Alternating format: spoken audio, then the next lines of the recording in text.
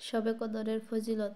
রাত জাগ্রত থাকুন। আমরা দুনিয়ার কত তুচ্ছ জিনিসের জন্য কত রাতের নিদ্রা হারাম করে নিই, কিন্তু 1000 মাসের চেয়ে অধিক মর্যাদা সম্পন্ন একটি রাতের জন্য কি কিছু কষ্ট স্বীকার করতে পারি না?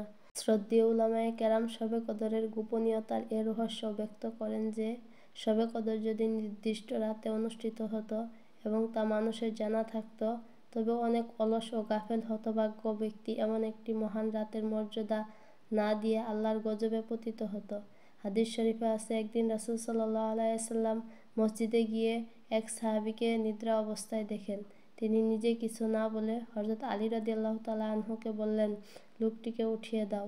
পরে সাহাবায়ে কেরাম হুজুর সাল্লাল্লাহু আলাইহি ওয়াসাল্লামকে জিজ্ঞাসা করেন, ইয়া রাসূলুল্লাহ, প্রত্যেক নেক কাজে আপনাকে অগ্রবর্তী দেখি, কিন্তু এখানে আপনি নিজে না বলে আলীকে হুকুম দিলেন কেন?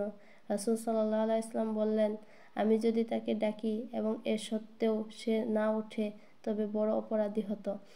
তেমনি শবে কদরের গোপন থাকা এক বড় নিয়ামত। শবে কদর নির্দিষ্ট থাকলে কেউ জেনে শুনে যদি এর যথাযথ গুরুত্ব না দেয়, তবে আল্লাহর গজব হতে বাঁচার কোনো উপায় থাকবে না। শবে কদরের এই প্রধান ফজিলত সম্পর্কে কোরআন মাজিদের সূরাতুল কদরে বর্ণিত আছে, অর্থাৎ 1000 মাস বা 83 বছর 4 মাস ইবাদতের চাইতে সে এক রাতের ইবাদতের সওয়াব অনেক বেশি। কত বেশি তার কোনো সীমারেখা নেই। 2 গুণ বা 3 গুণ বা 10 গুণ, 100 গুণও হতে পারে। বুখারী ও মুসলিম শরীফের হাদিসে আছে, যে ব্যক্তি শবে কদরে দাঁড়ায়মান থাকে, অর্থাৎ ইবাদত করে দিনের হুকুম মনে করে এবং সওয়াবের নিয়তে, তবে তার অতীতের গুনাহ মাফ হয়ে যাবে। সুবহানাল্লাহ। অপর হাদিসে আছে, কদরের রাত্রে হযরত জিবরাইল আলাইহিস সালাম একদল ফেরেশতা নিয়ে পৃথিবীতে অবতরণ করেন এবং প্রত্যেক সেই বান্দার জন্য দোয়া করেন যাকে নামাজে দাঁড়ায়মান বা অন্য কোনো ইবাদতে নিয়োজিত দেখেন। অন্য এক হাদিসে আছে, এই মাসটি তোমাদের নিকট আসলো, এই মাসে এমন এক রাত আছে যা 1000 মাসের চাইতে উত্তম।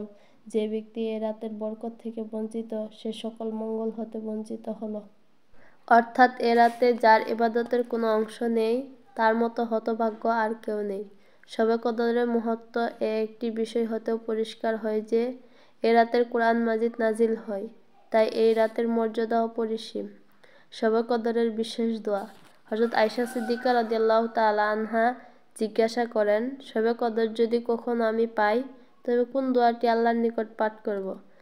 রাসূল সাল্লাল্লাহু আলাইহি ওয়াসাল্লাম বলেন, এই দোয়াটি পাঠ করবে, আল্লাহুম্মা ইন্নাকা আফুব্বুন তুহিব্বুল আফওয়া ফা'ফু আন্নী। অর্থাৎ, হে আল্লাহ, আপনি অসীম ক্ষমাশীল, ক্ষমা আপনার পছন্দ, অতএব আমার গুনাহ মাফ করুন। বরকতময় মাহে রমজান বিশেষ করে ইবাদত বন্দেগীর জন্য সর্বাধিক উপযোগী মাস। এ মাসে একটি নফল ইবাদত একটি ফরজের সমান, আর একটি ফরজ 70টি ফরজের সমান মর্তবার অধিকারী হয়ে থাকে। সেজন্যই মহানবী সাল্লাল্লাহু আলাইহি ওয়াসাল্লাম এই মাসে, বিশেষ করে এর শেষের 10 দিন, ইবাদত বন্দেগী ও সৎ কাজের সর্বাধিক আয়োজন করতেন। হাদিসে উল্লেখ রয়েছে যে, নবী করিম সাল্লাল্লাহু আলাইহি ওয়াসাল্লাম ইরশাদ করেছেন, মাহে রমজান হলো সেই মাস যার প্রথম দশকে রহমত, মধ্য দশকে মাগফিরাত তথা ক্ষমা এবং শেষ দশকে দোজখের আগুন থেকে মুক্তি নিহিত। অন্য এক হাদিসে আছে, রমজানের শেষ দশক আগমন করলে নবী করিম সাল্লাল্লাহু আলাইহি ওয়াসাল্লাম নিজের পরিবারের লোকদেরকে ইবাদত বন্দেগীর জন্য জাগিয়ে দিতেন।